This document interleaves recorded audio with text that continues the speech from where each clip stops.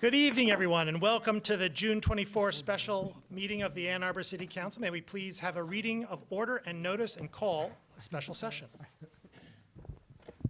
Notice is hereby given that a special session of the City of Ann Arbor City Council would be held on Monday, June 24th, 2019 at 7 o'clock p.m. in the council chamber, second floor of the Guy C. Larkham Jr. City Hall Building, 301 East Huron Street, for the following purposes: a closed session under the Michigan Open Meetings Act for pending litigation and written attorney-client privilege communication as set forth in MCLA 15.268E and H for the following case: Trinitas Development LLC versus City of Ann Arbor in Washtenaw County Circuit Court. Thank you. If you're able, please rise and join us for a moment of silence, followed by the Pledge of Allegiance.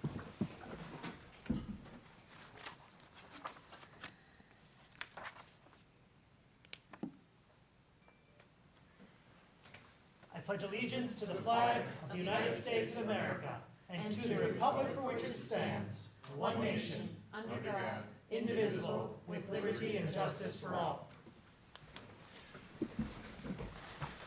Would our clerk please call the roll of council? Councilmember Hayner? Here. Councilmember Bannister? Here. Councilmember Griswold? Here. Councilmember Long? Here. Councilmember Grand? Here. Councilmember Ackerman? Mayor Taylor? Here. Councilmember Eaton? Here. Councilmember Nelson? Here. Councilmember Smith? Present. Councilmember Ramlawi? Here. We have a quorum. May I have a motion, please, to approve the agenda? Moved by Councilmember Ramlawi, seconded by Councilmember Grand. Discussion? All in favor? Aye. Opposed? The agenda is approved. We now come to public comment general time. Public comment general time is an opportunity for members of the public to speak to council and the community about matters of municipal interest. To speak at public comment general time, one need not have signed up in advance. Speakers have 3 minutes in which to speak, so please pay close attention to the time clock. As a matter of courtesy, we may have only one person speaking at a time. And finally, if you require assistance in speaking before council today, we'd be delighted to provide it to you. Is there anyone who'd like to speak at public comment? Please just come right on up. Don't be shy. Trust me, I'm not shy. All right, I'm here again to speak about Boycott of Israel. A study was just released in the United Kingdom that says a third of Americans would support a preemptive nuclear attack on North Korea. A third of Americans would support a nuclear attack, preemptive nuclear attack on North Korea. Let that sink in. Knowing that it will leave 1 million people dead, they say that they would support that preemptive nuclear attack. Well, I can assure you nobody in Europe will support any sort of nuclear attack. So that raises a question. Are we a heartless nation? Are we a heartless nation? When we keep children in our borders in cages, in concentration camps, where they have not enough to eat, nobody to take care of them, ripped from their parents, forced to live in these God-forsaken places without clothing, without sanitation. Are we a heartless nation? We could very well be, by judgment of a lot of people outside of the United States. We do all of that, but we do more.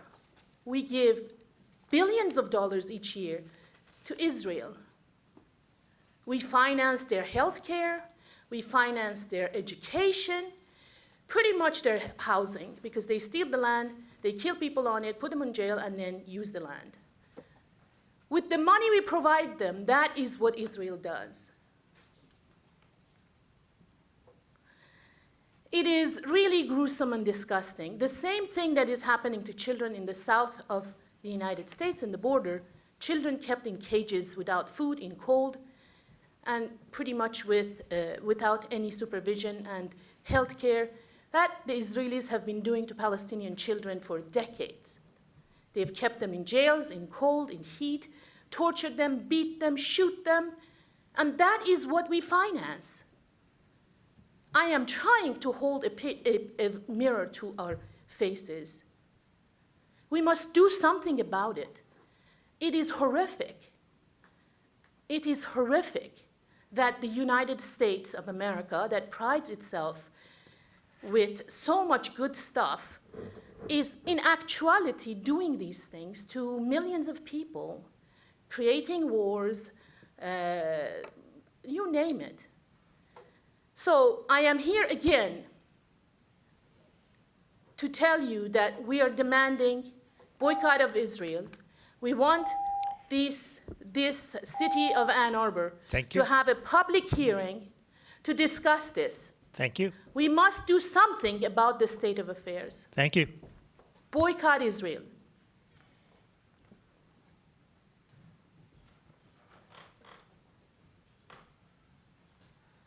Hi, Tim Hall here, and I wanted to speak about our elections. Recently, in an effort to increase turnout for municipal elections, Ann Arbor voted to eliminate odd-year elections by switching to 4-year terms. While this does increase the average turnout for city elections, the partisan nature of our elections combined with Democratic dominance and straight-ticket voting means that the August primary is effectively the deciding election for city council races. That means that many voters that are not around during the summer months do not vote. And as a primary is essentially a partisan nomination process, voters who don't feel the need to be involved in internal party nominations for state and national races may not participate. As such, while the change to all even-year elections did help increase turnout, city council elections are still effectively decided by a limited, unrepresentative subset of the voting population. However, it doesn't have to be this way. As it stands, Ann Arbor is one of 3 cities in Michigan, the others being Ypsilanti and Ionia, to hold partisan elections. All other cities in Michigan, as well as many in other states, have nonpartisan elections. This would allow a meaningful deciding election to be held in November. To avoid more than 2 candidates splitting the vote, a primary could still be held in August if more than 2 candidates file, though the final decision between the top 2 would remain in November. Alternatively, ranked choice voting could be used with all candidates appearing on the November ballot. Nonpartisan elections were previously proposed at the same time as eliminating odd-year elections and were defeated by 1 vote. However, the composition of council has changed since then, and many newly elected council members have expressed support for nonpartisan elections. I do realize there are arguments for keeping partisan elections.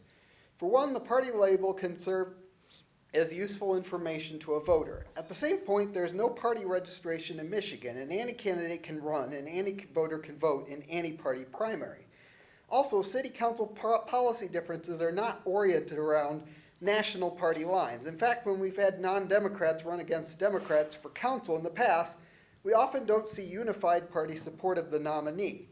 Finally, it is still possible for candidates to identify with parties in the context of their campaign without them being on the ballot.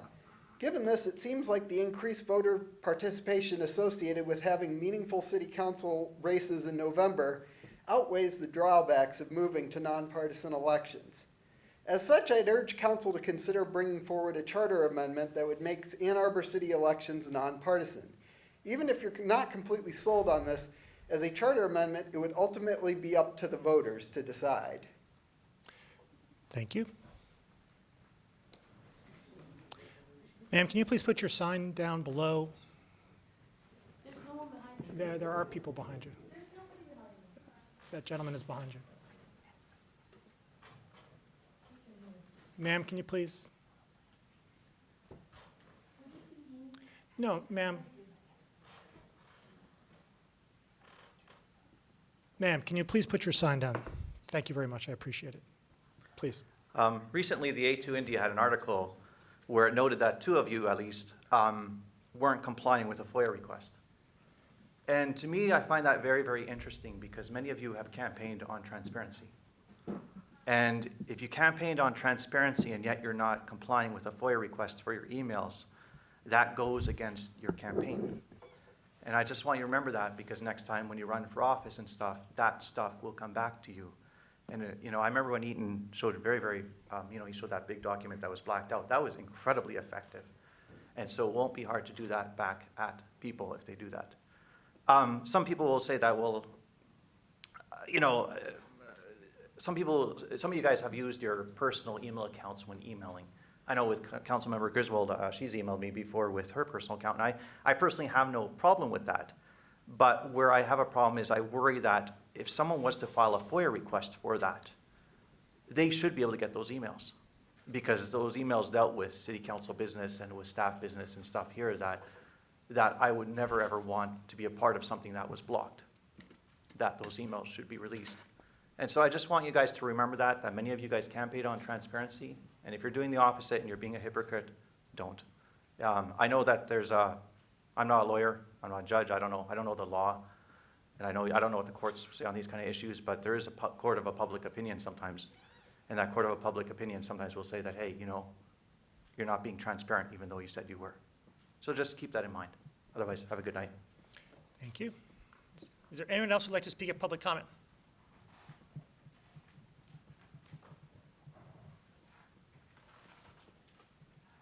Hi, I'm Ralph Katz. I've lived at 605 Skydale in the Huron Highlands subdivision since 1986. I've spoken here before about the Trinitas development. And there are a number of things that are unfortunate, things that we can't do anything about, but I think that the issues of transparency, which you're fully aware of, will be very important in getting through this situation. We don't know what you guys are doing, and that's as it should be.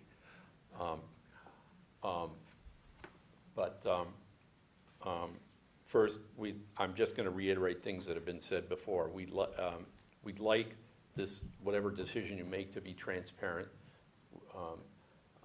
I'm sure because of requirements, you'll speak to what decision you've made and why you've made it.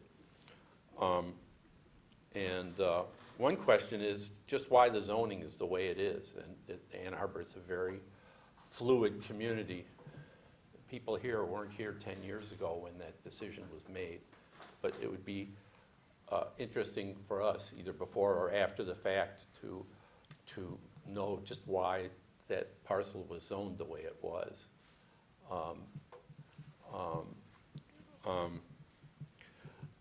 But in the case that the decision is made to let this project go through in some way, shape, or form, we would like to have the same desires that we had with the Pulte development, that we don't want their construction vehicles in our neighborhood. We would like that the southwest entrance, which is going to be emergency only, supposedly, not be used for construction vehicles. We would like not to have the construction vehicles turning around in our neighborhood, and we've already had to complain about that for Pulte, and they've stopped.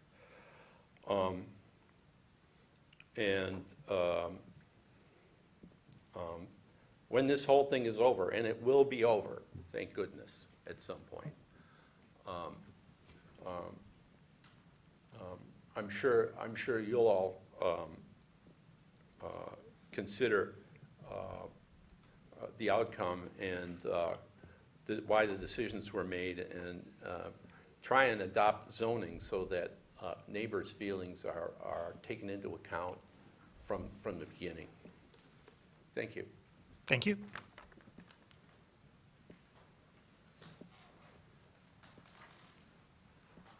Hi, my name is Jan Adams Watson. I live at 1824 Pontiac Trail on the corner of Pontiac Trail and Barton Drive. I'm talking tonight about the cottages at Barton Green, the Trinitas development. I and many other citizens have spoken before the Planning Commission and City Council numerous times while this development has been discussed, disapproved, brought back to life, modified a tiny bit, disapproved, etc. We've made our objections to the nature of the development known to you, and we appreciate you listening to our concerns. You've been really patient listening to us. Now this development has come back to life again. It's like Frankenstein. And we citizens have been unable to find out what the current plan is. So transparency going forward is really important to all of us. My specific concern is about traffic. I am under the impression that developments that further degrade traffic at poorly functioning intersections were not supposed to be approved unless there was a plan in place for improving the intersection.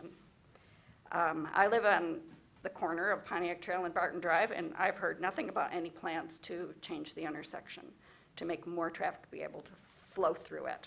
So I'm wondering where we are on that. Further, there are 600-plus students who attend STEAM at Northside. Parents are encouraged to have their children bike or walk to school. There's no parking on site for parents. It's a school of choice, so there are a lot of people who drive into the neighborhood, park in the neighborhood, and their children walk from there. I'm concerned about the volume of traffic that this development will add and that it will threaten the safety of children. And they're our most precious resource. So I'm hoping that whatever the plan is, there are going to be fewer apartments, maybe more houses for families, more affordable housing, and less drivers. Thank you. Thank you.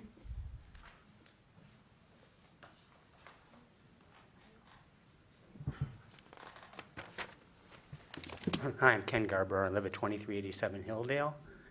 And to pick up on what Jan just told you, I was riding my bike just now to get here down Pontiac Trail, and I got flagged down by the mother of an 11-year-old named Marcus, who handed me this sheet that's written in pencil that Marcus put together. What does he write? School day. 5:50 to 6:05 p.m., Pontiac and Argo. That's the intersection. What Marcus did is he sat there watching the electronic speed sign for a while, and what he documented car by car is that the 137 cars that passed that intersection while Marcus was sitting there, 102 of them were going over the speed limit. Some of them as much as 15 or 20 miles per hour over the speed limit. So this is on Pontiac Trail. This is the artery where these 531 cars, or that's the number of parking spaces that were in the most recent plan, will be added. I don't know. I think that whatever you discuss tonight, please keep the children foremost in your mind. That's what really matters to most of us. But beyond that, I want to thank all of you for all you've done and all the time, energy, and money that you've spent on this matter.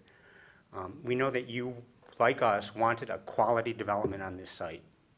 But we live in the real world where companies like Trinitas can game our ordinances to propose entirely inappropriate developments. But I have great respect for the city council, including the 4 individuals who no longer sit on this body, but who stood with the public last September. Lastly, the timing of tonight's special session suggests that you will be voting on this agreement at next Monday's council meeting. I don't think that gives the public enough time to review the deal. And so please consider postponing your vote until later in July. For the reasons that my neighbor Ralph and Jan both stated about transparency and public involvement. Thank you for your time. Thank you. Is there anyone else who'd like to speak at public comment?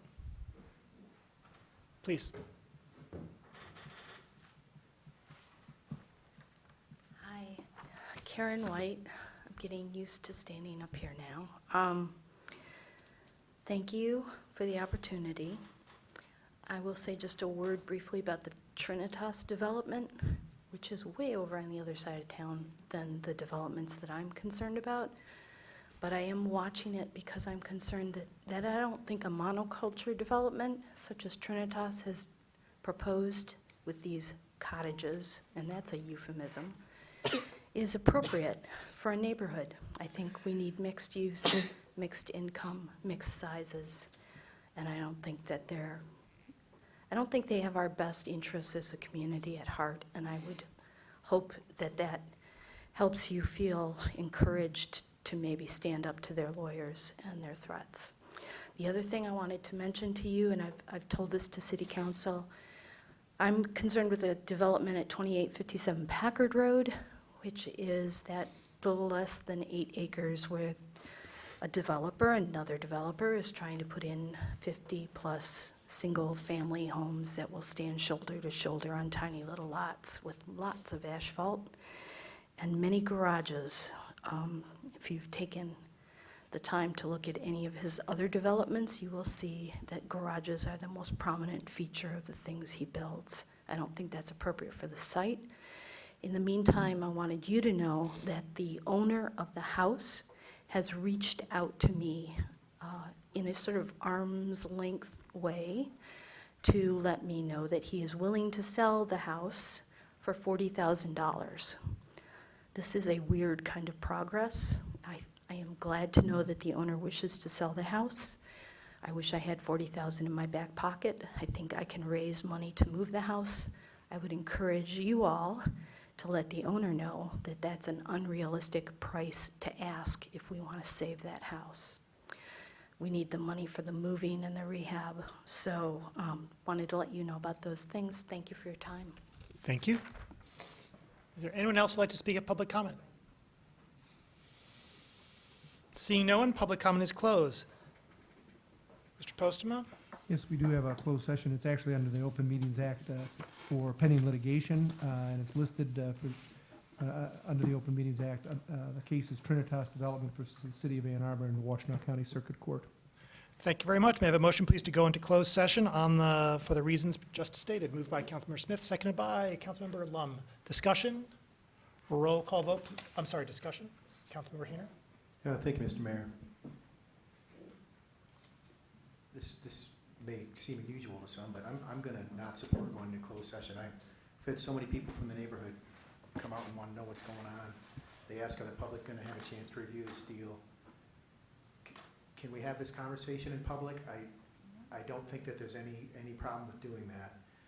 As was pointed out, we have some serious concerns with this intersection in this neighborhood and this project. There's actually two schools of choice, there's Steam and Steiner. None of this has been taken into account. I think we all know the problems with this development, and I'm perfectly willing to discuss them right out here in the open with everyone else. So I will not be supporting a closed session move. Thank you. Further discussion? Roll call vote, please, starting with Councilmember Hayner. Councilmember Hayner? No. Councilmember Bannister? Yes. Councilmember Griswold? Yes. Councilmember Lum? Yes. Councilmember Grand? Yes. Councilmember Ackerman? Absent. Mayor Taylor? Yes. Councilmember Eaton? Yes. Councilmember Nelson? Yes. Councilmember Smith? Yes. Councilmember Renlawi? Yes. Motion carries. We are in closed session.